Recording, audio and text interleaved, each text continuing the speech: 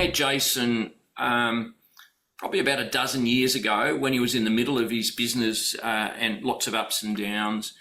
And he's also had such a heart for helping people in underprivileged countries. And he went into this back in motion career almost as his second career choice. But he's been able to make an amazing impact, and he now chairs the board of Halftime, and he gives so much of his time away in helping and mentoring business people in leading successful lives, both in their business, personally, and he's also a strong man of faith. So he likes to bring his faith into that purpose. But without any further ado, I'll handball you over to Jason, and he's on a screen here somewhere. We just thanks, John. Thank you. You're there. Cool. Yeah. So, guys, I presume you've accepted the invitation today because there's a degree of change on your horizon. There's a little bit of uncertainty in either your career choice, your business, your home life. There's options. Sometimes when you walk into an ice cream shop and there's 30 flavors, it paralyzes you for choice. Sometimes easier when there's just a single or just a few options in front of you in terms of working out what your next step looks like. Can I just start by saying that Paulina, my wife, and I, we would have spent the last 20 plus years of our story in uncertainty. Like, I feel like we are an uncertainty survivor, if you want to put it that way.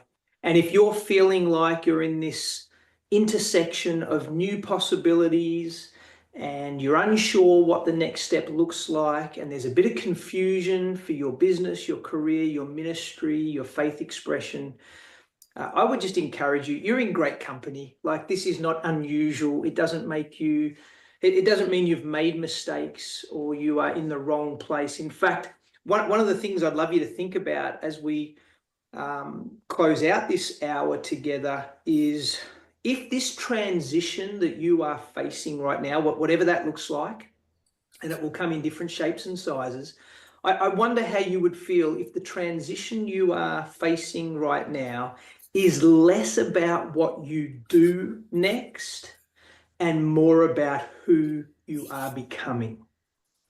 And I think what it does is it just gives God an opportunity to speak into your circumstances in a very different way. But there are lots of emotion when you are in a state of transition or confusion or contemplation about options. There's fear, there's anxieties, there's confusions on one hand, and then for many of us, there's also the anticipation, the excitement, the thrill of the chase, the opportunity. And so there's a lot of mixed emotions. And one of the things that, having coached many people through these sorts of change, through Halftime, and living like an enormous amount of uncertainty in my own story, one of the things I've found, and it's good to just clear this with you right now, is the misconception of the line of linear success.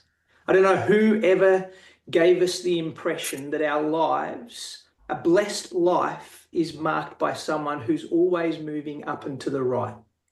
That, you know, you should just be progressively, incrementally having a more successful experience. It's just not the lived reality of anybody who's on the God adventure. We read the heroes in the Bible and we realize their lives are full of ups and downs. We realize they're tests of faith, tests of obedience. There's challenge. And in fact, I was just with a couple of guys this morning talking, sharing a little bit about my story. And it seemed apparent to remind ourselves, me mostly, that to get to the next mountaintop, you've got to go through a valley. That's just the way geography works. But often the most fertile soil is found in the valley. And so if you are in a career transition or a moment of confusion, I want to encourage you, it's actually not normal to think everything's always going to go right and up and to the right. That, you know, we don't just start our businesses or start our careers, build them and have, you know, a happy ever after life. There is challenge, there is opportunity, there are intersections of change, and you get the choice. It's like the old books we used to read as kids, choose your own adventure. And you get to the end of a chapter and you can either go to page 10 if you want to take take the option, or page 30 if you want to, let go of the option, and you get to write a lot of your own story. And yet Proverbs teaches us that whilst we are people, men and women, who plan our own ways, we really do believe it's the Lord who establishes our steps. And so we have to allow God to interrupt us, guide us, direct us, disrupt us sometimes in our story. And it's interesting because I have had at least 2 significant halftime experiences. First time I read the book, I was in my early 30s, and I was doing everything I could to avoid the tag of a midlife crisis because I was too young for it. But the truth was, I was facing confusion and uncertainty and indecision about what I was then facing. And then more recently, maybe 5 or 6 years ago, I had another moment of halftime, which clearly should reveal to you some comfort that it's not a one-time event, that we have multiple moments in our story where God brings us to choices and decisions, and we grow in these moments of uncertainty. And so 5 or 6 years ago, I had an interesting situation where I could have put a CEO into the business and stepped back and maybe just taken different assignments in a ministry context, except that clearly that was my idea, but not God's, and he had me tethered to that business for a few more years longer. And so I had to reconcile all of that change and confusion and reset expectations. Arguably, having just sold our business, I'm in halftime for the 3rd time. And I'm in a moment now of trying to work out my own transition again. And so these are repeating patterns in the life of men and women who are growing and staying submitted to the things of God and wanting to live their lives on purpose. There are probably 3 things I would have learned around career transitions or business interruptions that I just share with you today. There's obviously a lot more to unpack in time, and especially if you join me and Mike in a program. But just 3 really quick principles. Number 1, I've learned to let go of the need for certainty. That's a big call, actually, because I'm a structured guy. I plan things. I write my lists.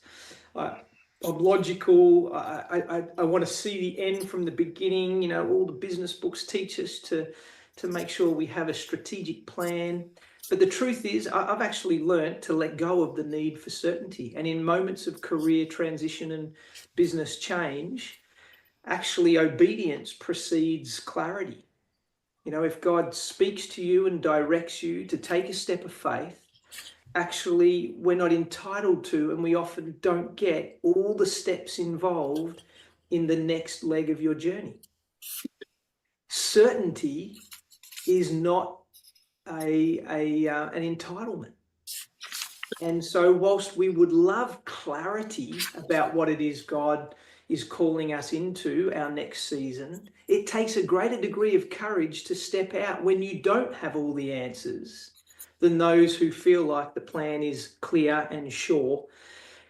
We are called to take some risks. There aren't always guarantees. Abraham models this. He gets called to a land and he doesn't even know where he's going. And this is the beginning of that whole story of redemption that we are part of in the good news of the Bible. And so I would say, number 1, let go of the need for certainty in the way you approach this intersection of change. Number 2, I've learned to leverage my past without living in it.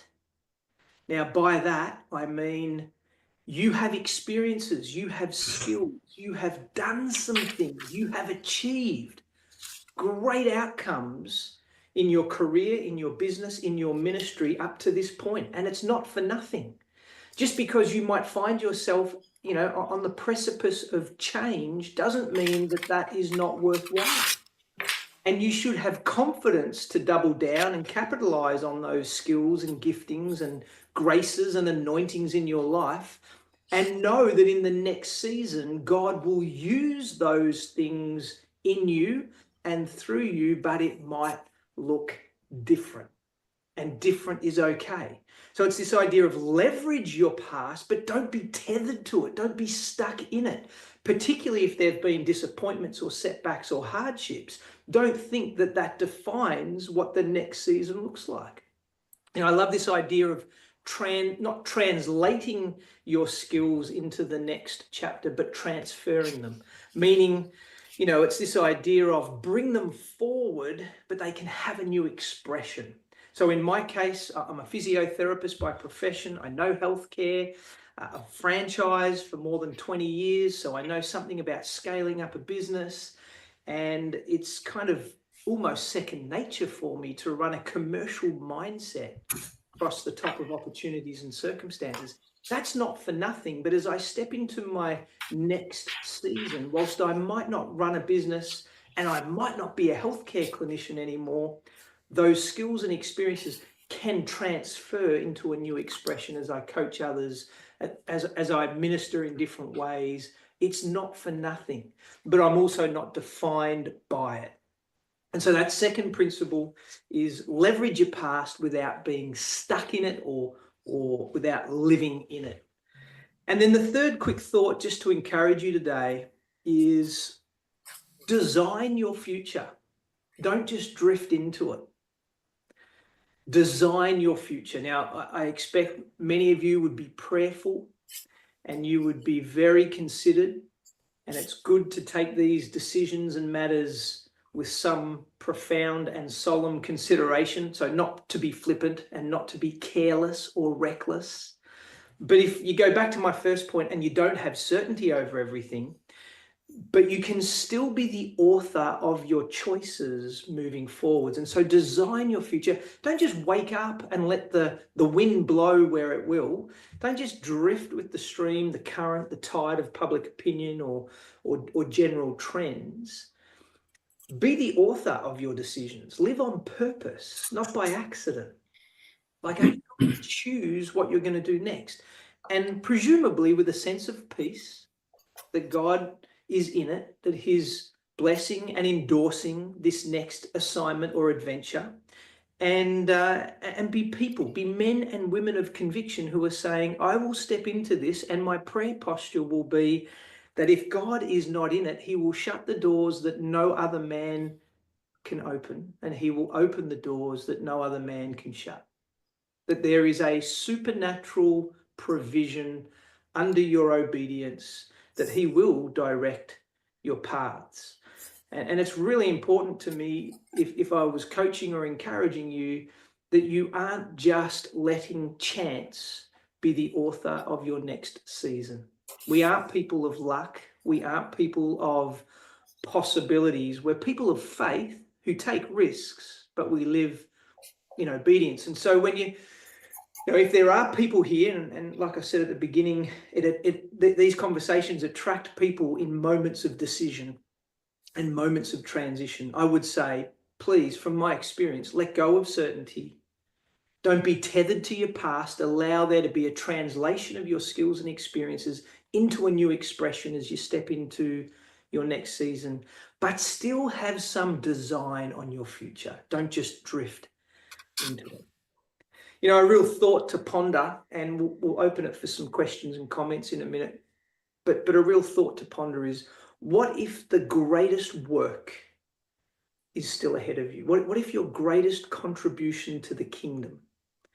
What if your greatest investment in your family? What if the greatest return on your time and your effort in your business context is still ahead of you, but it won't look anything like you've ever done before? It's an interesting thought to ponder.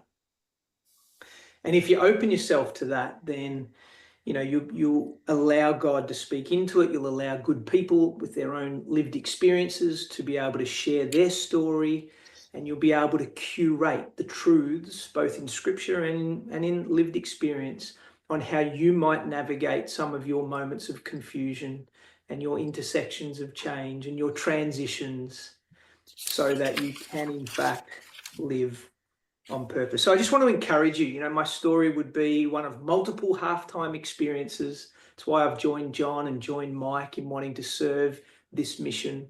I'm a great beneficiary. I'm a half-time survivor, having been through more challenge and hardship really than I think success. The title of the book that John just mentioned is called Unlikely, because I really am an accidental businessman, a very reluctant franchisor. I consider myself a failed medical missionary and an unlikely success. Not a great resume, really. And yet through all of those experiences, God is faithful. And if you are facing an imperfect situation at the moment, be encouraged. That is true for most of us. And it calls you to faith. It calls you to wisdom. It calls you to courage in new and different ways. Don't wait for perfect. You'll be waiting way too long. Embrace risk, because our God took a risk on us, so he's okay with this idea that we don't have to have all the answers before we step out. But understand that purpose in your life, purpose isn't just found. You actually pursue it. You go looking for it. You do the work. The treasure is found in the cave. And if you don't do the work and you don't go on the adventure of discovering it, like Halftime can help facilitate, you don't just accidentally stumble into purpose.